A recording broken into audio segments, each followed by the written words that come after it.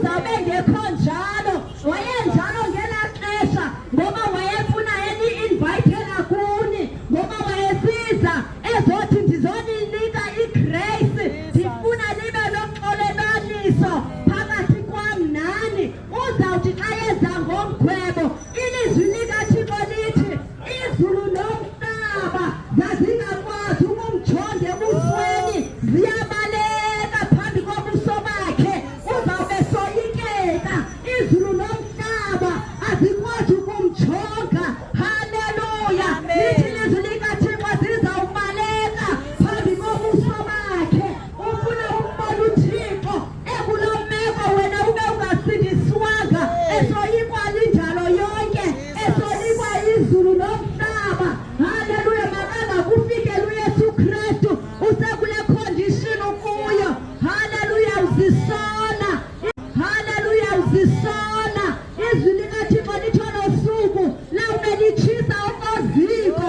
Haleluya! Eyosuku olo lizawube lingacengi mntu.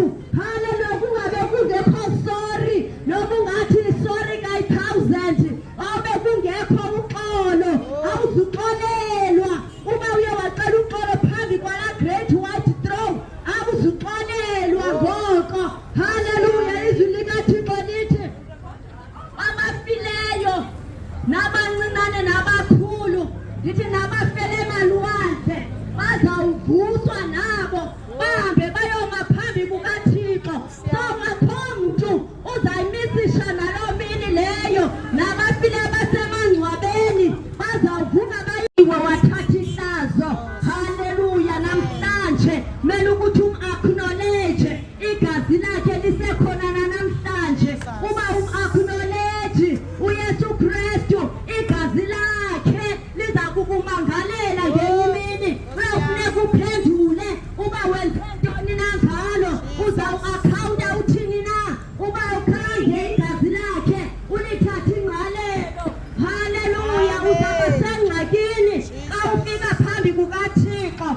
Ameni bazalwane. Lithi thina sonke salahleka njengegusha, sabheka lowo endleleni yakhe, waza uYehova wamwela ngobugwenxa bethu. Haleluya! Njengegusha besilahlekile, nawe uba uyilo gusha elahlekileyo namhlanje, uYesu Kristu uzokukulanda.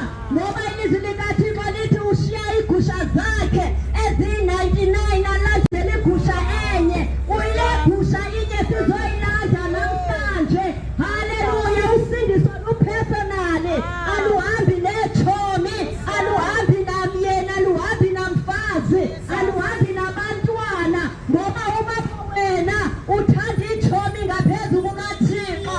Haleluya! Izawuphelela kubomi obungunaphakade. Sizele le gushini namhlanje, size kulanda yona, noba inye yiyo lena uThixo ayifunayo.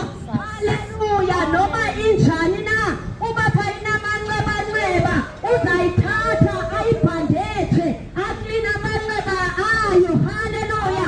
Amanxeba omzimba, amanxeba omphefumlo, amanxeba enhliziyo akamohlulanga uYesu Kristu. Sizolanda lo gusha, uba imdaka izawuhlanjwa ibe klini le gusha. Haleluya! Ihanjiswe endleleni eyiyo, endleleni izanga. Amen. Akho options zininzi. Haleluya! Enye address kusezulwini, enye address kusesihogweni. Uba ufumaneki kula address isezulwini, ishore kusesihogweni. Haleluya! Amen. Indawo ephakathi kunendawo. Ungamisishi ke bantu bakuthi phayana njengoba ndisitsho uba lixesha legrace. Phayana kuYohane chapter 3 verse 3 uYesu Kristu uyathetha uthi, waphendula uYesu wathi kuye, inene ndithi kuye ukuba